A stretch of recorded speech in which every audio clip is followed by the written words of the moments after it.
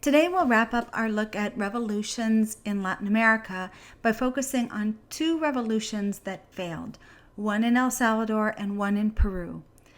Think about these two examples in comparison with one another and also with the other two examples of Cuba and Nicaragua. Are there similarities in their causes and consequences? What differences can you see? What accounts for those differences?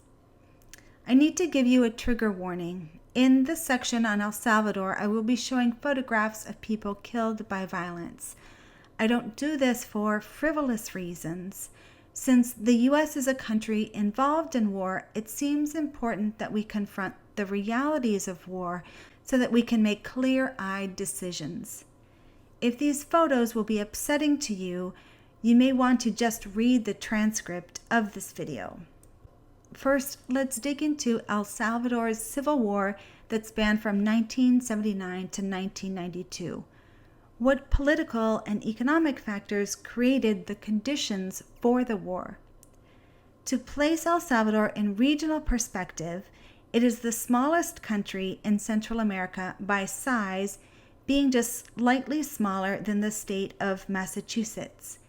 In 2020, though, its population was estimated at 6.48 million inhabitants, making it the most densely inhabited country of the region, thereby placing a premium on land. El Salvador's history bears many similarities to that of Nicaragua. In both countries, during the late 19th century, a variety of legal and financial arrangements resulted in small and indigenous land holdings being taken over by plantations which were growing in size. The newly landless peasants then became the workforce for these expanding plantations, many of which were dedicated to producing coffee for export. Just as in Nicaragua, large landowners in El Salvador aimed to satisfy the growing global thirst for coffee. Just as in Nicaragua, communal landholdings were dissolved, allowing those lands to be taken by purchase or by force. So-called vagrancy laws forced peasants into work on the plantations. Another law, passed in 1856, said that if 2/3 of communal lands were not planted in coffee, they would be expropriated. Just as in Nicaragua in the 1930s, activism in support of peasants and rural workers grew over time, and some people took up arms. One rebel fighter, Farabundo Martí, became a prominent leader in this cause. Remember his name because it will be important later on. Martí was from the middle class and attended university, where he became an activist. He was arrested in 1920 because of his nonviolent political activism, and he was sent into exile from the country, which hardened his resolve. He was in communication with Augusto César Sandino in Nicaragua. When he returned to El Salvador, he was involved in building the Communist Party in the country, as he wanted to improve the working conditions of the country's peasants and working classes. For this activism, he was sent into exile once again. He snuck back in and helped organize a rebellion of indigenous farmers who were suffering because of a collapse in the global price of coffee. The army rolled in and initiated a massacre of the protesters in an incident which is simply called La Matanza, the massacre. In it, 30,000 people were killed, including Martí. The country's lands were increasingly concentrated in the hands of a few extended families called the 14 families, although there were somewhat more than 14. Slowly, the country took the form of an oligarchy in which a smaller group of people managed to rise in political prominence and massage the country's legal and political processes to work in their favor. The nation's laws continued to serve the interests of the large landowners. A specified 42 out of 70 deputies in the country had to be landowners, ensuring that laws favorable to them would be issued and upheld. The president also appointed the regional governors, ensuring a top-down, rigid, authoritarian structure. Between 1932 and 1980, a tight alliance between the landowners and the military, in particular the National Guard, ensured a compliant peasant workforce. Activists in support of peasants and workers began to wonder if reform would ever happen. The country had a history of electoral fraud and voter suppression. In 1972, José Napoleón Duarte, who ran on a presidential campaign in support of workers and peasants, seemed assured a win. Apparent fraud, however, denied him that victory. A small group of his supporters led a coup, but it failed and he was sent into exile. For activists at this time, they began to wonder if the democratic process was hopelessly flawed and if they needed to consider taking up arms in rebellion. The picture was bleak. In 1975, 41% of the country's peasantry was landless. In 1975, students who participated in a peaceful anti-corruption demonstration were fired upon and 37 were killed, once again convincing others that the democratic process was broken. The national elections in 1977 once again were racked with fraud. The economic and legal inequalities had worsened to an unsustainable point. In 1979, 0.085% of the landowners, the so-called 14 families, owned 77.3% of the arable land, or land suited for agriculture. Meanwhile, the average annual salary of a field hand was $300. This translated into dire poverty, and El Salvadorans had the second lowest caloric intake in all of Latin America. Some groups began preparing for guerrilla warfare, and 5 different rebel groups emerged. An attempted coup in 1979 by one of those groups is considered the beginning of the Civil War. In 1980, the 5 groups united, forming the Farabundo Martí National Liberation Front, FMLN, naming themselves after the 1930s rebel fighter. As in Nicaragua, a sizable portion of the rebel fighters were women, including the one pictured on the right. On the left is a more recent mural of Farabundo Martí, flanked by images of indigenous Maya people on each side. The U.S. had long provided foreign aid to El Salvador. After the Civil War began, U.S. President Jimmy Carter initially supported the El Salvadoran government in its fight against the FMLN rebels, and the Carter administration increased aid to the country, as El Salvador was a U.S. ally in the context of the Cold War. However, news of systematic violation of human rights by the government began to emerge out of El Salvador, violations including arbitrary detention, corporal violence against detainees, and disappearances of suspected rebels. This news troubled President Carter. We've talked before about the military assassination of Archbishop Oscar Romero, who embraced liberation theology. Romero spoke out against the oligarchical system that exploited the poor, kept them in poverty, and that was using brutal military force against political dissidents. He was assassinated just after having publicly asked the U.S. to discontinue military aid to the El Salvadoran government.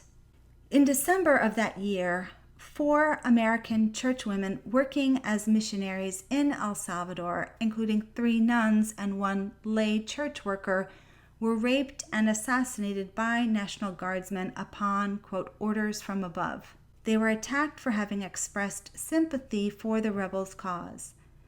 President Carter cut off aid to the El Salvadoran government at that point. 2 months later, however, Ronald Reagan had been inaugurated and he restored aid to the El Salvadoran government, calling the rebel movement part of a communist plot. News continued to reach the United States about systematic violation of human rights by the El Salvadoran Army and National Guard in their attempts to quell the resistance. I want to show you a series of photos taken by Newsweek photographer John Hoagland, who was in El Salvador between 1983 and 1984. Here's one. Hoagland documented the work of groups called death squads, which were armed groups acting covertly in support of the El Salvadoran government. Some were official soldiers and some were paramilitaries. The death squads worked secretly to skirt the country's human rights protections and the military rules of engagement. They carried out disappearances of suspected dissidents, extrajudicial killings, meaning assassination in the absence of a trial, corporal violence on detainees, and torture. This photo by Hoagland captures a scene of death squad victims in El Playón. Hoagland's work as a photographer landed him on a death squad hit list, and he was killed during the war. Bodies were left out in the open as a warning to others not to join the rebel movement. These are two teenage sisters left on the side of the road. In this photo by John Hoagland, a mother discovers the body of her son killed by death squad soldiers. Peaceful student activists were arrested and detained on suspicion of being rebel sympathizers or collaborators. In 1981, the El Salvadoran army began a scorched earth series of attacks, raiding villages in which there was a suspected rebel and indiscriminately killing people, sometimes bombing or shooting from above. These scorched earth attacks were a sort of state terror tactic to intimidate civilians into not joining or providing support to rebel fighters. One incident in 1981 that caused many U.S. citizens to call for cessation of U.S. funding of the El Salvadoran government was this massacre in the town of El Mozote.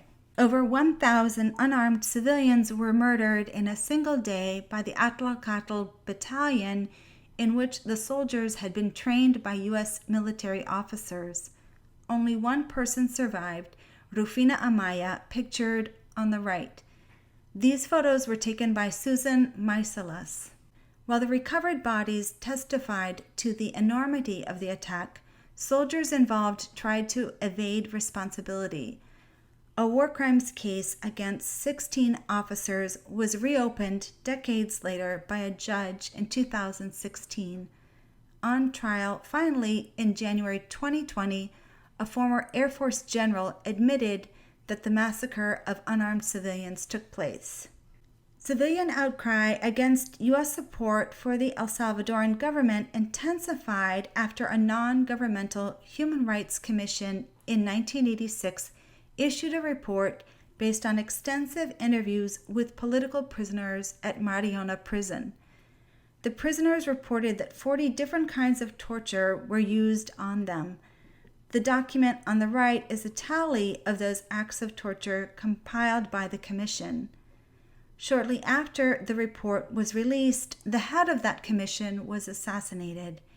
Equally disturbing was the report's observation that U.S. servicemen in El Salvador often acted as supervisors in the application of torture. Throughout Ronald Reagan's 2 terms as president and the subsequent presidency of George H.W. Bush, the U.S. continued to provide military funding for the El Salvadoran government to the tune of over $5 billion. This support included funding, military personnel, and military hardware. In addition, many Salvadoran Army officers were trained at the U.S. Army School of the Americas in Fort Benning, Georgia. Since 1961, this U.S. Army establishment trained Latin American military officers in anti-communist counterinsurgency warfare. Nearly 60,000 Latin American officers were trained there. It was first established in Panama. After 1984, it was moved to Georgia. After 1990, as the Cold War was ending, its focus turned to the war on drugs and then the war on terror. It has since been moved to Alabama and is now called the Western Hemisphere Institute for Security Operation. By the end of the war in 1992, more than 75,000 El Salvadorans were killed and even more were wounded. Thousands disappeared, never to be found again. This statue in the capital has been erected in their memory.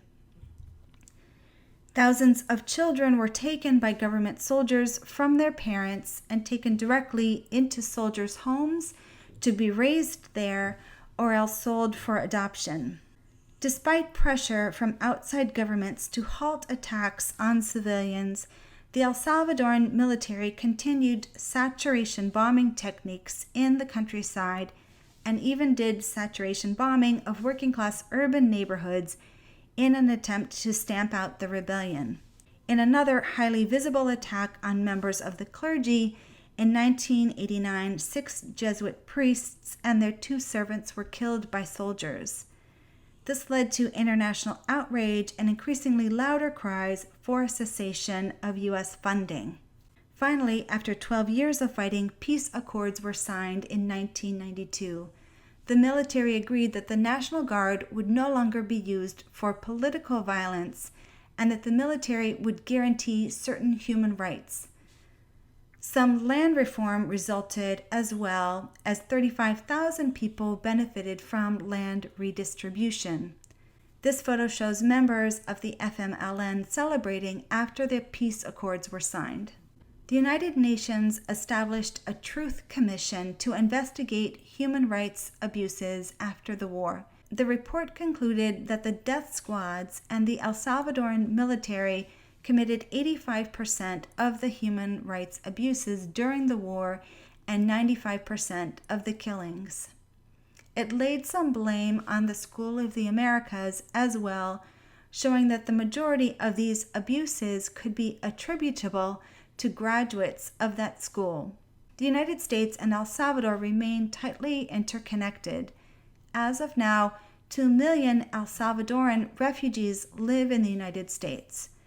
During the war, they were ineligible for refugee status since the U.S. supported the El Salvadoran government.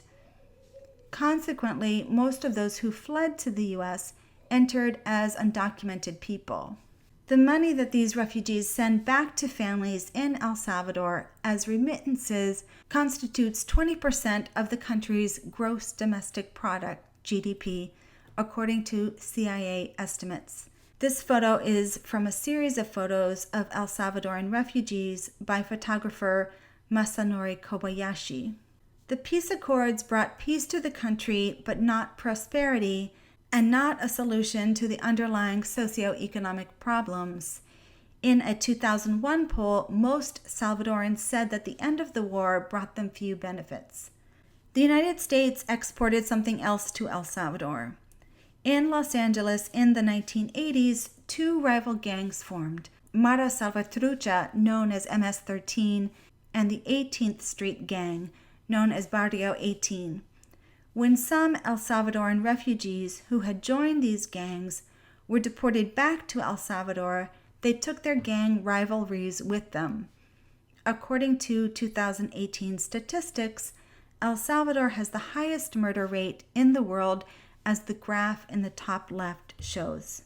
Finally, let's look at Peru and its Shining Path, Sendero Luminoso movement. The name of the movement comes from the proclamation of a Peruvian communist leader in the 1920s, José Carlos Mariátegui, who said, quote, "Marxism-Leninism will open the shining path to revolution," end quote.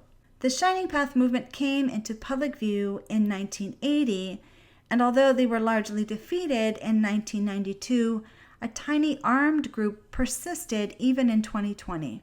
Again, as we look at this revolutionary movement, compare and contrast this movement to the others we have studied this semester. What similarities do you see, and what differences? What does this case study reveal about the political process in Latin America? Let's take a broad look at social patterns in the country as a whole. Indigenous people, 55% of the population, outnumber the mestizos, 45%, although the mestizos are wealthier on average. The mestizos are concentrated in the coastal region, while indigenous people are concentrated in the highlands and eastern lowlands. The coastal regions have the country's industry and large export-oriented plantations. In contrast, people in the highlands more often live by subsistence farming or sheep and alpaca husbandry. In the 1960s, the Peruvian Communist Party grew in size, and a center of its activity was a university, the San Cristobal de Huamanga University in the Ayacucho region. The committee chair was a philosophy professor, Abimael Guzman Reynoso. The core of the group were university students and professors, and they called themselves the Shining Path. Their ultimate aim was to transform Peru into a communist state that would strictly follow the principles of Marx, Lenin, and Mao Zedong. In this official university photo from 1962, Abimael Guzman is the person on the right whose face is circled. Ayacucho was one of the poorest regions of Peru. Its regional economy was largely stagnant, and it received little government attention. Shining Path University students went out into the communities to recruit people to their cause. Many of the first recruits were young first-generation settlers who'd come from the countryside to the city where they lived in poor shanty towns. After a military takeover of the national government in 1968, the military government aimed to reduce the stark inequalities of the region through significant land reform and expanding the public education system to the countryside. Unfortunately, because the regional economy was largely stagnant, those who graduated faced few economic opportunities and felt their aspirations frustrated. One curious dimension of the Shining Path is that it drew a sizable number of young women and gave them opportunities for leadership within the party. Deborah Poole and Gerardo Renique, in their book, explained that the Shining Path offered, quote, a unique opportunity for attaining some level of personal power and recognition, especially true for provincial women, to whom Sendero offered leadership and militancy rather than demeaning domestic work in Lima and other cities. Chinese Communist Chairman Mao Zedong had asserted that the only path to the envisioned workers' paradise of the communist state was through armed struggle. It would not, he felt, be achieved through a peaceful process or trying to convince elites to relinquish some of their power to the workers. Abimael Guzman accepted this notion, and therefore in 1973, the Shining Path began organizing party-generated organisms, or groups that were mobilized for war. Each of these organisms focused on a different group: women, urban workers, peasants, students, intellectuals, or shantytown neighborhoods. These organisms were tightly organized in a clear hierarchy. At the top was the General Secretary, Guzman himself, and the Central Committee, which directed the rest of the organisms. In this drawing, you see Guzman holding a manual. Below the hammer and sickle, the title of the manual in translation is Develop the People's War in Service to the World Revolution. The party continued to roll out its plan.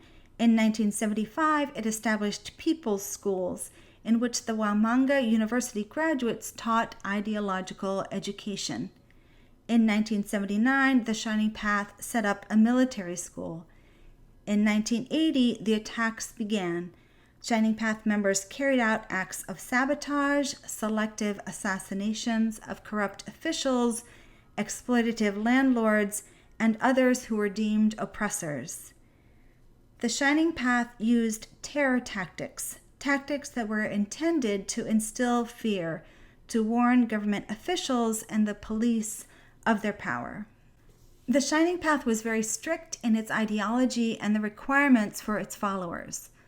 Following Marxist analysis, it identified economic class inequalities as the ultimate problem in society while ignoring other types of inequality and discrimination. Indigenous people tended to be marginalized because the party insisted that those who were central to the party should form the leadership.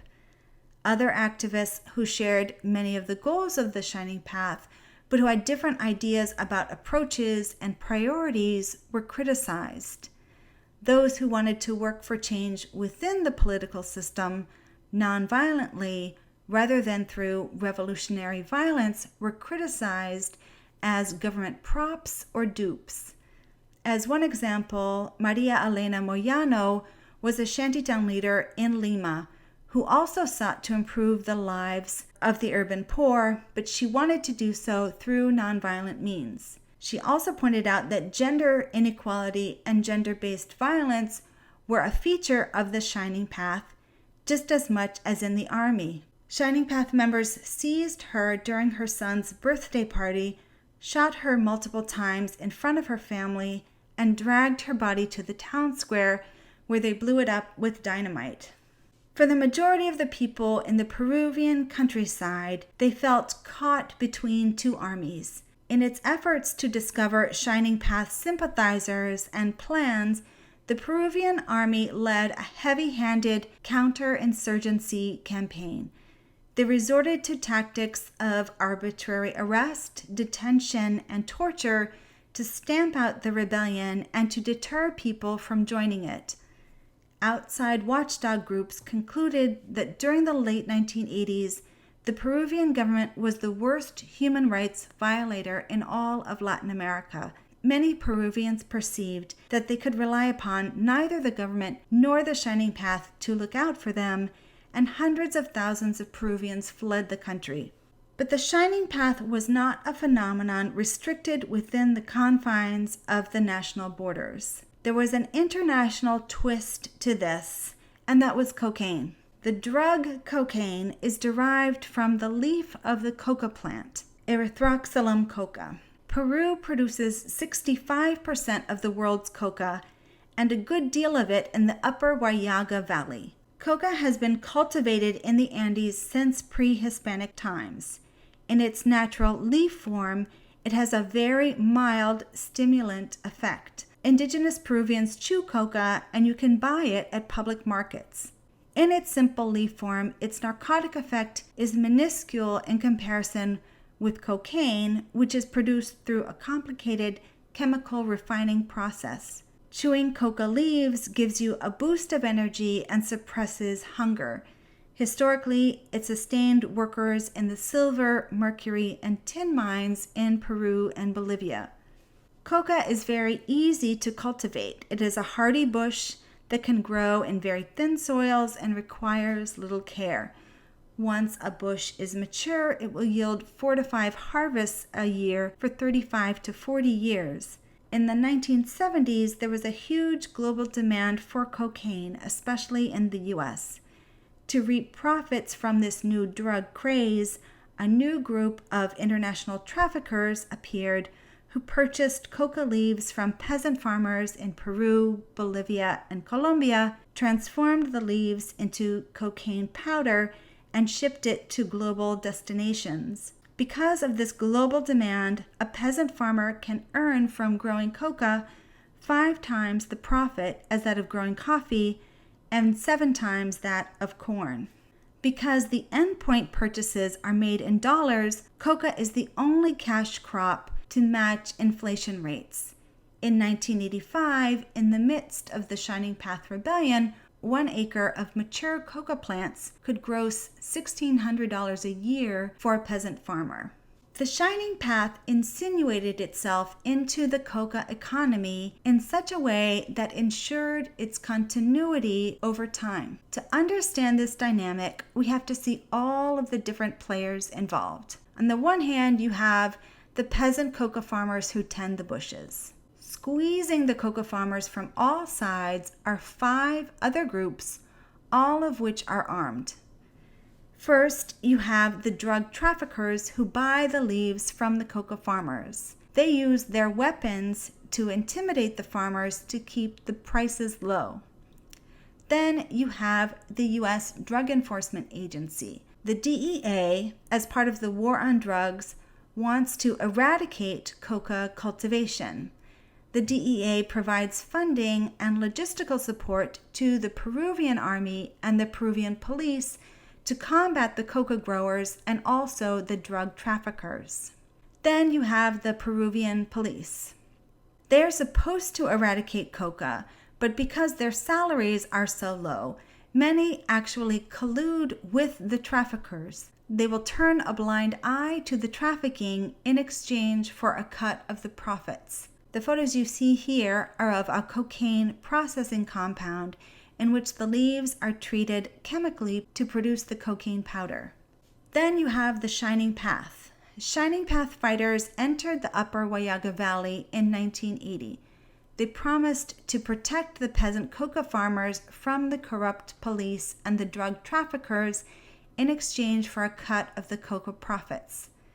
But they also collected taxes from drug traffickers, as they promised to ensure that the coca farmers who were under their protection would sell their coca leaves to them. The priority of the Peruvian army has been to wipe out the Shining Path.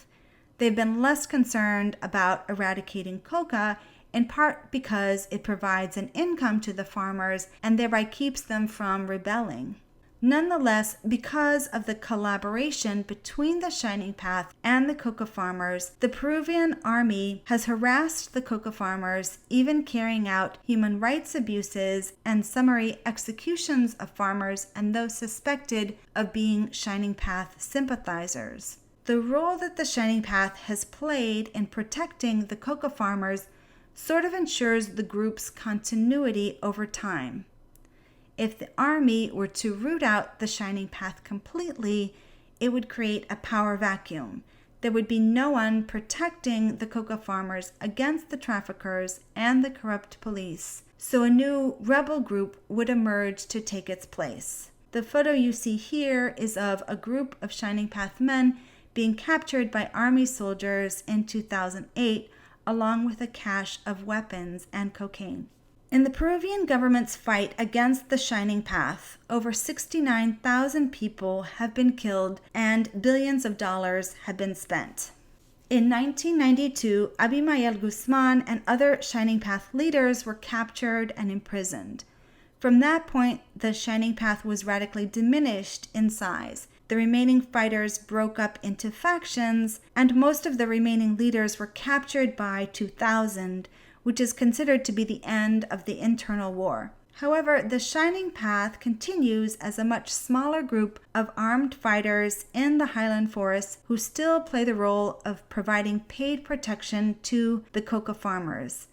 The communist ideological aspect of the group is largely gone. Peru has regained its position as the world's top supplier of cocaine.